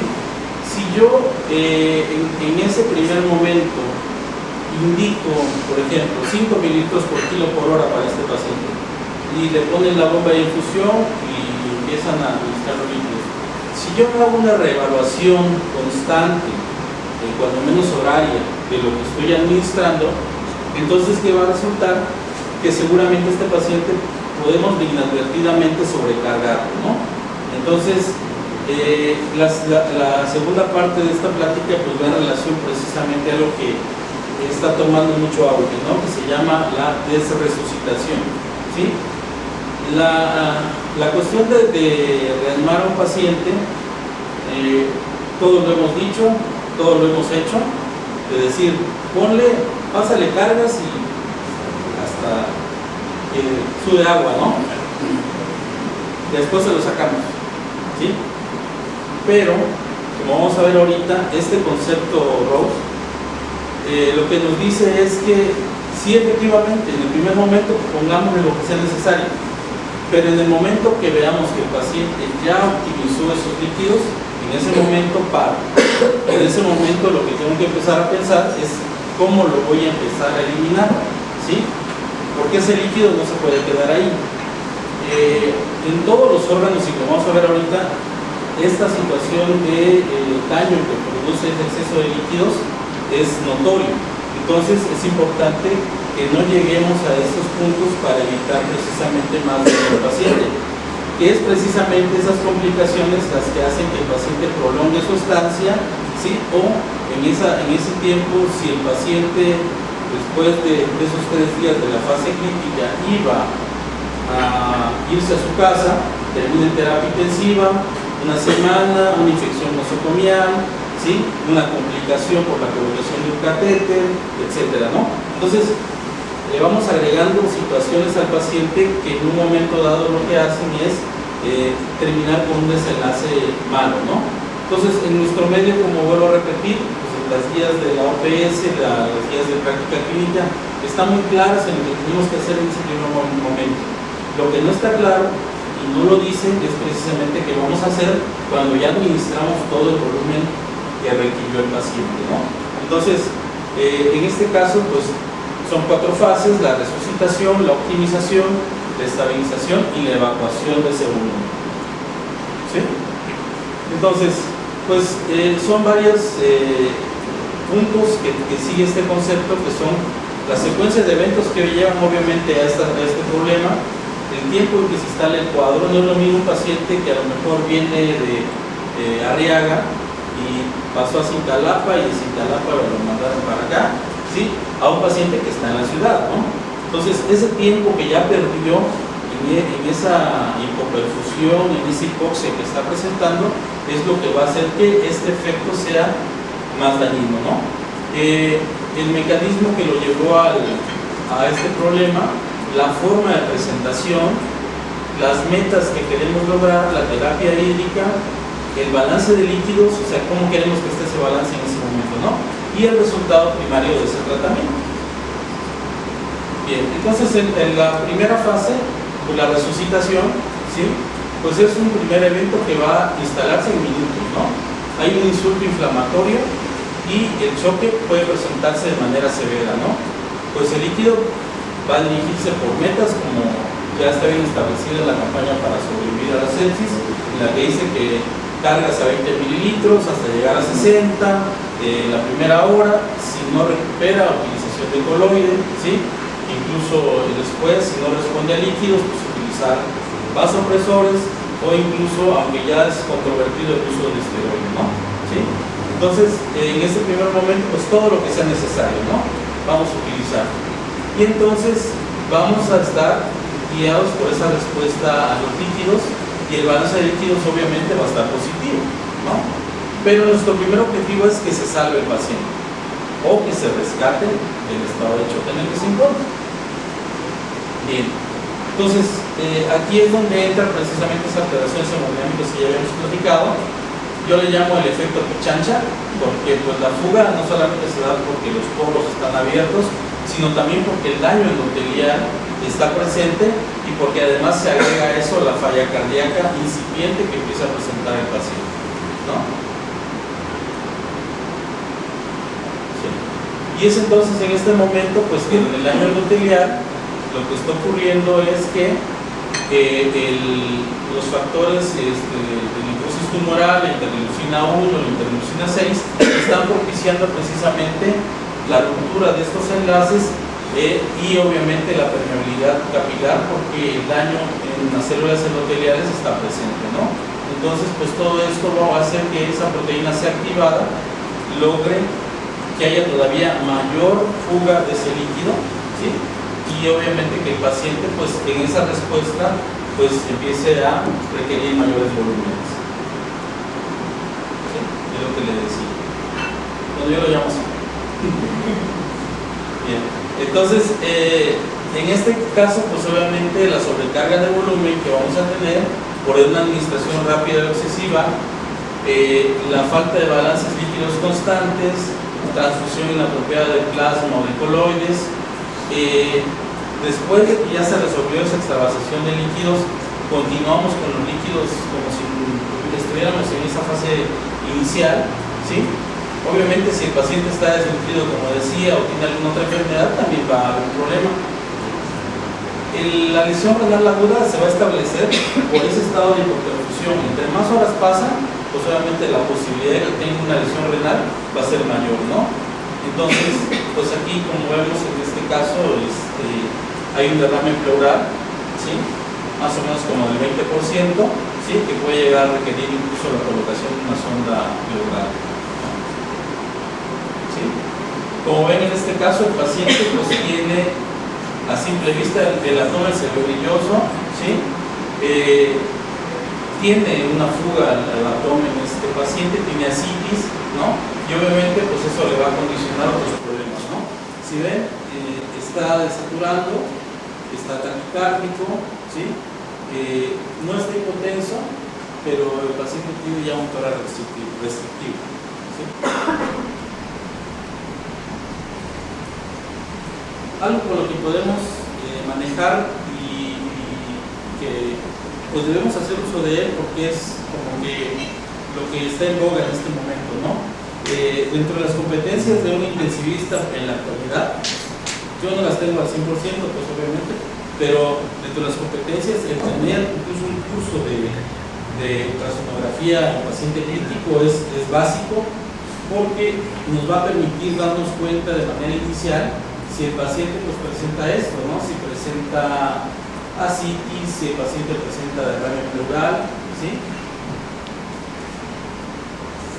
Algo que es muy importante y se puede señalar aquí, que es esto, que es el colapso de la vena cava inferior, que es un dato muy importante para decirnos si ese paciente todavía tolera más volumen o que la respuesta a ese volumen se está dando de manera adecuada, ¿no? Eso es muy importante, ¿no? Pues más líquido de ascitis, ¿sí? Entonces la ecografía es muy importante. Esta es una prueba que, como decimos actualmente, pues que puede estar basada en evidencias. Desafortunadamente, pues es algo que yo he tenido la inquietud de tiempo atrás de decir que la medición del perímetro abdominal como una prueba inicial en la sala de choque, inclusive porque nosotros la practicamos en la terapia intensiva, la medición del perímetro abdominal y el incremento constante, sin que pues obviamente medie la situación de que tenga timpanismo el paciente por acumulación de gases, ese incremento de perímetro después de administrar una carga de 20 minutos por kilo, y uno empieza a notar que hay ya líquido de ascitis, me está diciendo que ese paciente no me está respondiendo a líquido, ¿sí?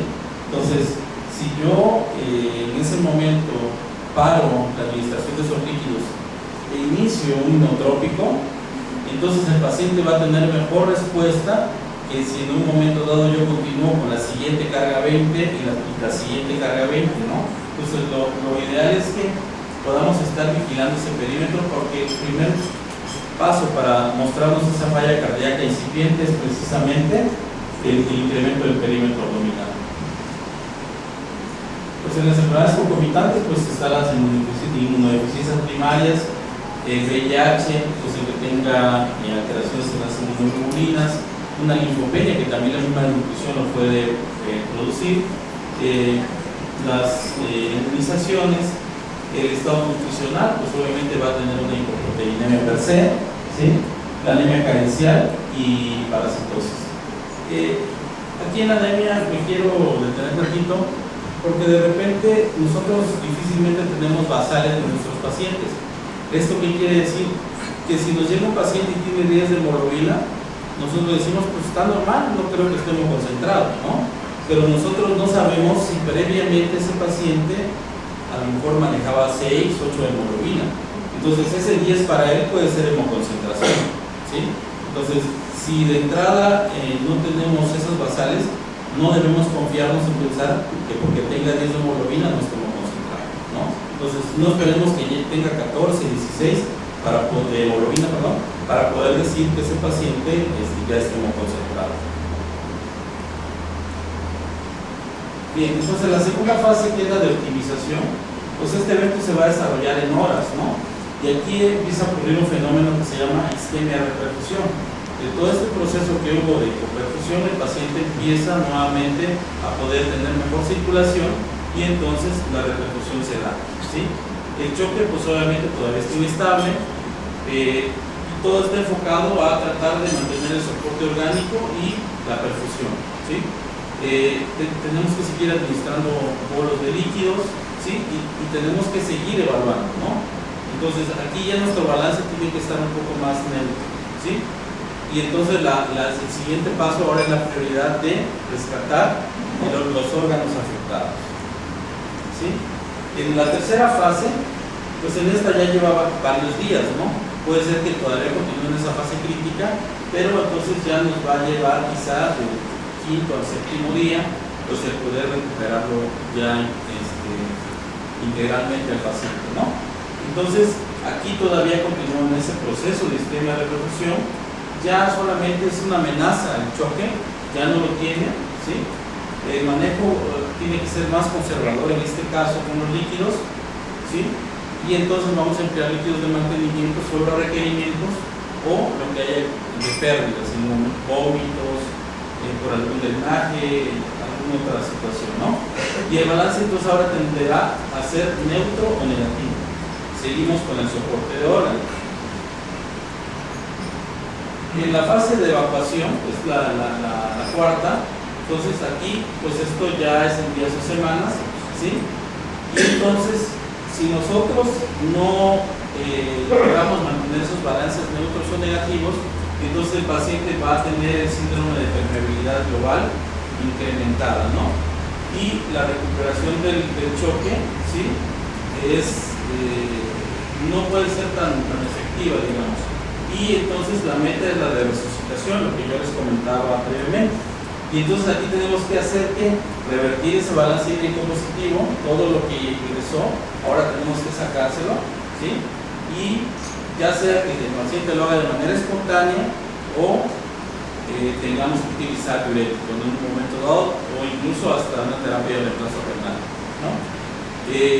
Ya el balance necesariamente tiene que ser negativo y obviamente esta remoción excesiva de líquidos pues tiene consecuencias y ahorita lo vamos a ver. Bien, entonces nosotros cuando vemos estas complicaciones, ¿sí? Lo que queremos es evitar que llegue a una disfunción o a una falla, ¿no? Y entonces, ¿sí? Pues tenemos que tratar de evitar precisamente que el paciente llegue a esto.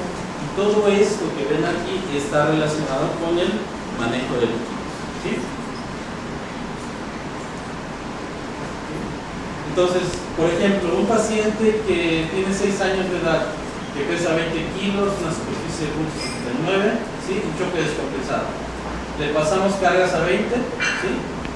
Y luego le continuamos, además de eso, con líquidos a 7 mililitros por kilo, sin especificar número de horas.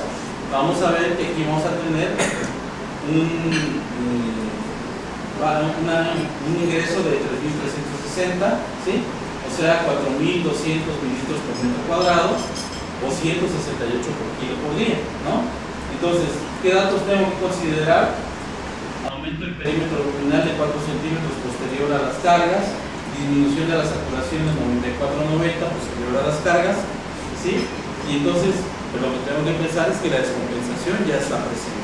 Este paciente definitivamente no está tolerando el volumen que yo le estoy infundiendo, ¿sí? Y entonces, esto que es el efecto Michelin, ¿sí?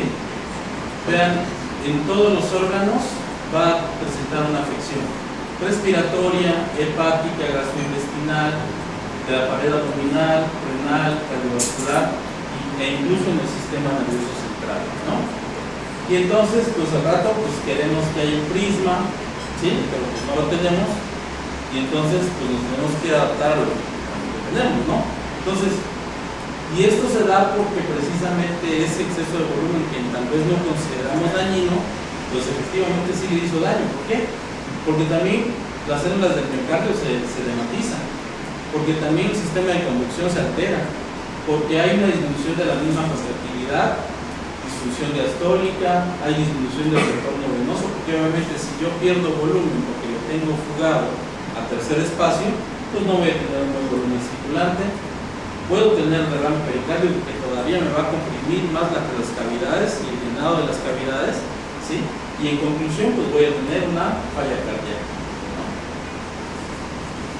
A nivel cerebral, pues lo que voy a tener es que el paciente va a tener edema cerebral, puede presentar por esta misma hipoperfusión y ese edema, alteración del estado de conciencia, puede tener aumento de la presión intracraneal, puede tener disminución de la presión de perfusión cerebral y un aumento incluso de la presión intraocular. Ese es otro dato importante que actualmente se está tomando muy en cuenta por ultrasonido, lo que se llama la medición de la vaina del nervio óptico, ¿sí? Que en base a eso también podemos determinar qué tanta elevación de la presión intracraneal puede estar ocurriendo de manera no invasiva. Bien, a nivel respiratorio, pues lo que va a ocurrir es desde el inicio el aumento del trabajo respiratorio, el edema pulmonar, el derrame que obviamente va a comprimir el parénquima, va a ocurrir alteración del intercambio gaseoso, la confianza pulmonar pues, también va a estar disminuida, ¿sí? El agua pulmonar, que también es un componente importante del espacio intersticial a nivel pulmonar, también va a estar incrementada. Ya de por sí el endotelio vascular, donde en mayor cantidad lo tenemos es precisamente a nivel del parénquima pulmonar. Entonces, pues obviamente esto nos va a hacer que todavía el intercambio gaseoso pues se dé de una forma alterada, ¿no? Entonces el paciente va a tender a tener más hipoxia, ¿sí? Porque pues obviamente esa membrana alveolo capilar se va a ir ensanchando y no va a permitir la difusión adecuada del gas, ¿no? Y entonces el paciente, si está intubado, pues se le va a prolongar la ventilación mecánica, no lo vamos a poder destetar fácilmente, ¿sí? Y además de eso, pues puede adquirir inclusive una infección asociada a la función de la salud, ¿no?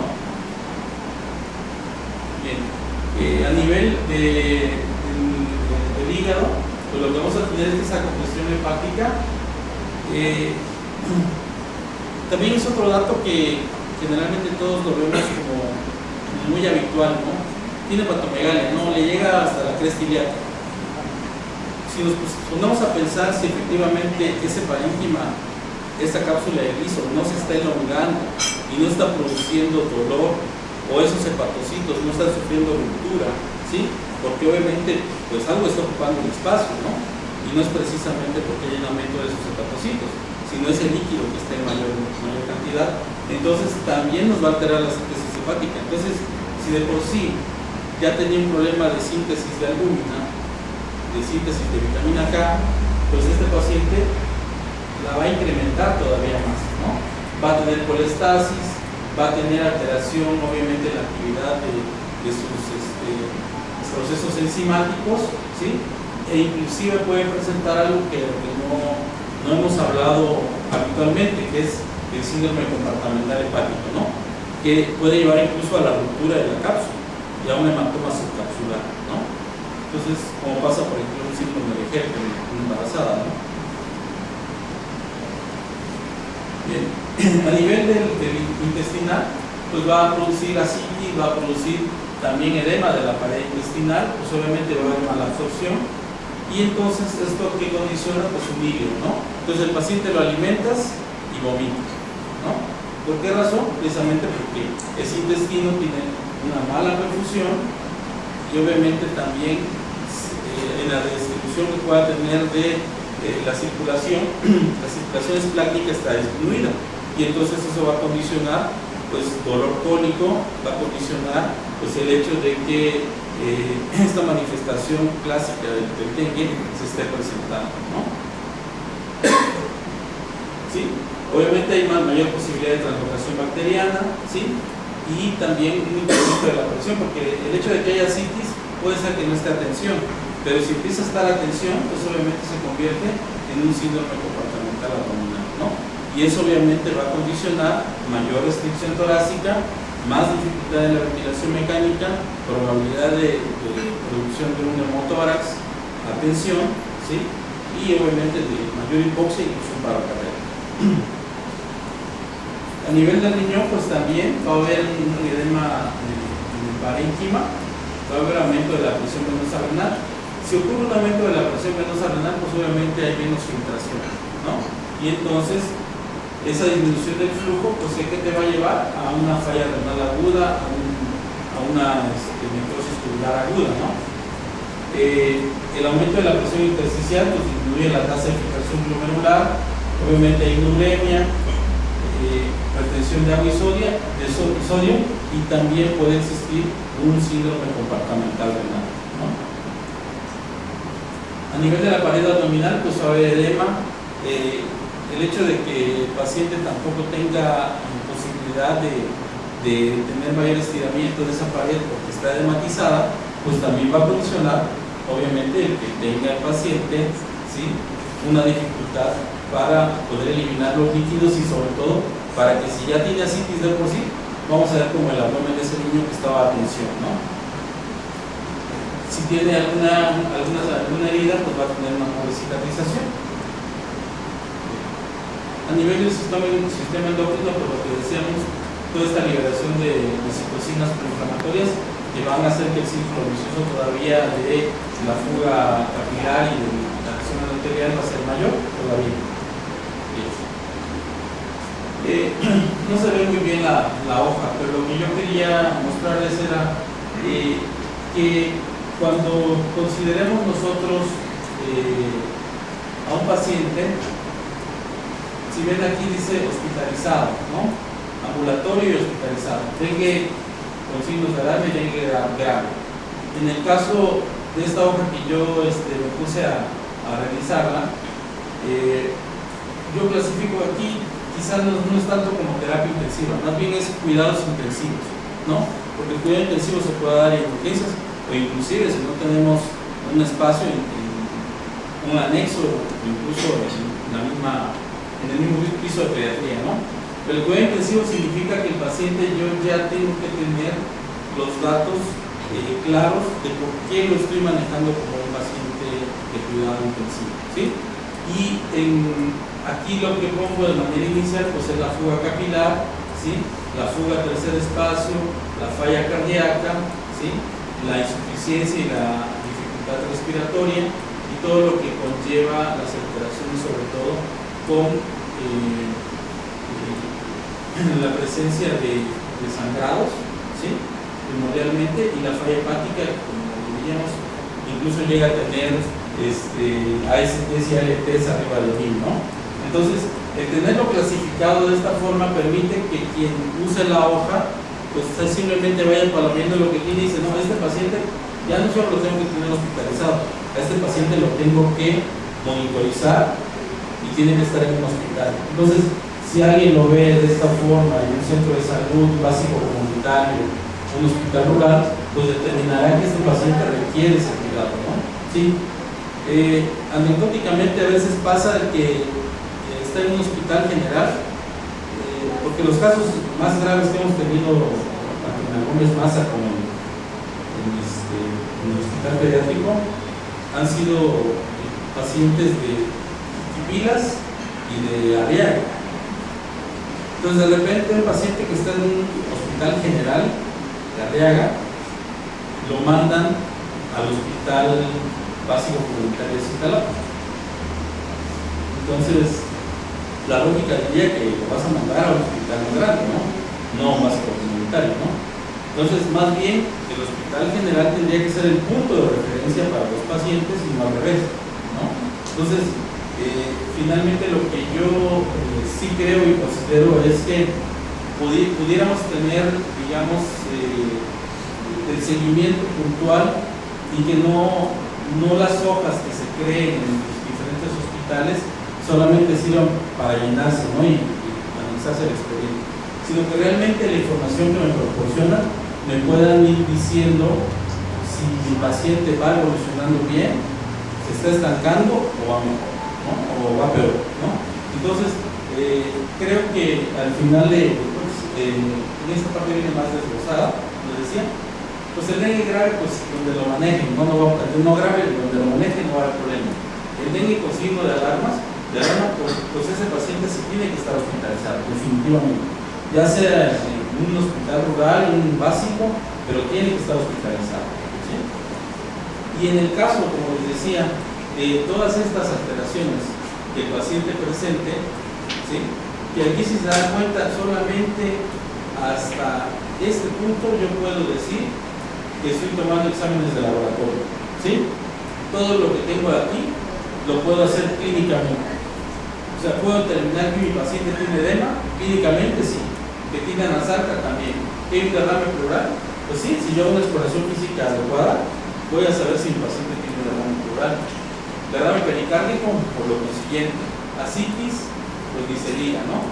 ¿Sí? Y en cuanto al estado de choque, pues un baumanómetro no falta en una unidad, ¿no? Entonces, yo creo que todo esto se puede manejar, incluso ahora las enfermeras y incluso muchos médicos de urgencias ya traen su oxímetro de pulso, ¿no? Para estar checando cómo va esa saturación. Entonces, determinar que una saturación venosa, arterial por debajo de 94% al aire ambiente y está presente en el paciente, pues me está diciendo que tiene insuficiencia respiratoria, ¿no?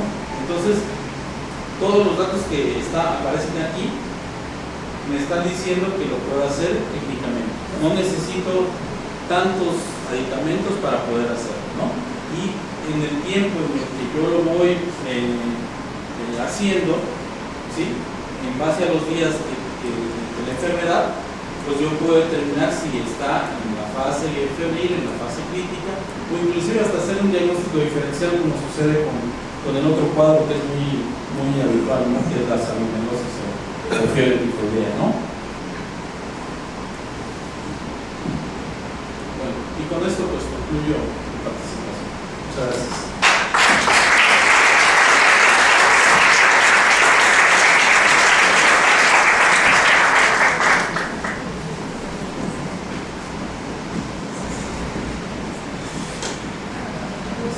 ¿Tengan alguna duda al respecto o alguna pregunta para los ponentes?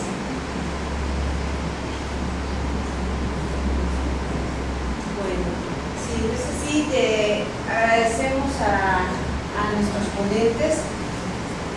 A nombre de la Sociedad Pediátrica, doctor Ballinas, le hacemos entrega de este reconocimiento. Muchas gracias.